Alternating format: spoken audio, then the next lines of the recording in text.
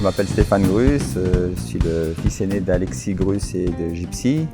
Au Folies Grus, eh bien, j'ai le rôle de directeur artistique, donc je m'occupe de tout ce qui touche au spectacle, que ce soit la mise en scène, mais aussi le choix des musiques, moi aussi qui m'occupe de l'orchestre, de choisir les musiciens. Je travaille avec Sylvain Roland, notre chef, et puis je coordonne un petit peu tout ce qui touche à l'artistique, c'est-à-dire les costumes, les harnais des chevaux, etc.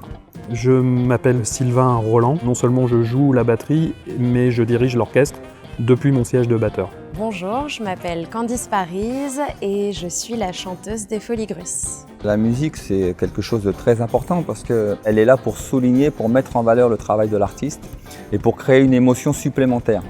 C'est-à-dire que moi, quand je vois le travail, que ce soit ma sœur sur le fil ou mon frère sur l'échelle ou mes fils à cheval, il y a déjà une émotion qui se dégage de par leur savoir-faire, de par leur travail, de par cette recherche de beauté du geste qui est un petit peu le propre de l'artiste, montrer des choses extraordinaires en donnant cette impression de facilité. Et la musique, eh bien, elle va être là pour souligner ça, pour amplifier cette émotion déjà qu'on retrouve dans le geste. Et elle m'aide bien sûr pour imaginer une histoire aussi.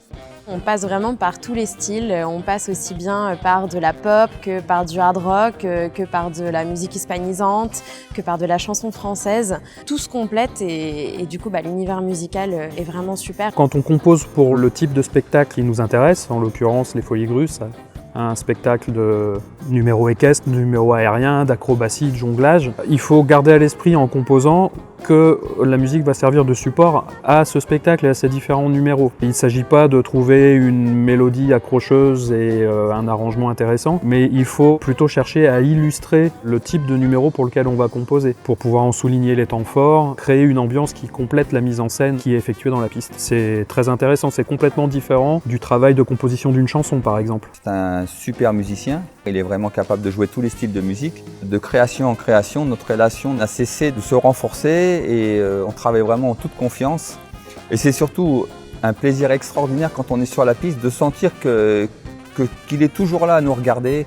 Et il peut se passer n'importe quoi, on sait qu'il va être là, qu'il va réagir et qu'il va savoir transmettre l'information aux musiciens pour que le public ne se rende compte de rien. Parce que on peut imaginer que dans le spectacle vivant, et surtout avec des chevaux, il se passe toujours quelque chose. Il n'y a pas de représentations qui sont pareilles. Gérer des musiciens, gérer un spectacle en même temps, c'est-à-dire que lui, il est obligé de tout le temps faire attention à ce qui se passe sur la piste. Moi, j'ai besoin qu'il me donne aussi des points de repère quand il y a des changements. S'il y a une erreur, s'il y a quelque chose qui se prolonge, quelque chose qui se raccourcit, il est obligé de réagir à la seconde, de faire attention aux moindres détails et chaque spectacle est nouveau en fait, je pense, dans le ressenti et dans la façon d'appréhender le spectacle. Moi je suis obligé d'avoir les yeux constamment sur la piste. Je pense être le spectateur le plus assidu du spectacle depuis très longtemps. Voilà.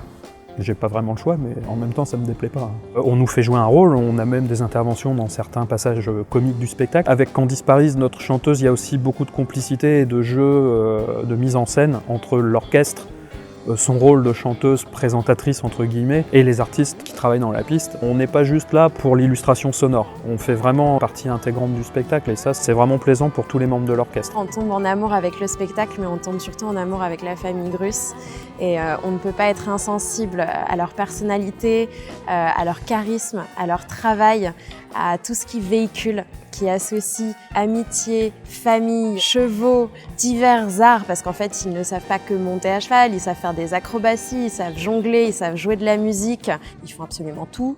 J'essaye, depuis que je m'occupe de toutes les mises en scène de nos spectacles, d'incorporer justement ce fait que qu'on soit musicien, qu'on soit capable de jouer de plusieurs instruments et de pouvoir évoluer sur la piste en montrant qu'on a cette corde supplémentaire à notre arc. Je pense que c'est vraiment un atout majeur et c'est aussi une façon de défendre la musique vivante. C'est pour ça aussi qu'on n'a jamais voulu faire des spectacles sur de la musique enregistrée, parce que le fait d'avoir des musiciens en live, ça apporte vraiment une émotion supplémentaire.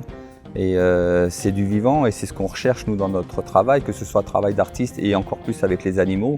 Il y a eu une époque que moi-même j'ai peu connue où c'était la norme, c'est-à-dire que le moindre lieu de spectacle avait un orchestre, ça pouvait être 3 musiciens jusqu'à une vingtaine. Heureusement qu'il y a des compagnies comme la compagnie Alexis Grus pour essayer de maintenir cette tradition de musique live. Ça en fait un spectacle total et c'est assez unique, pour ne pas dire totalement unique.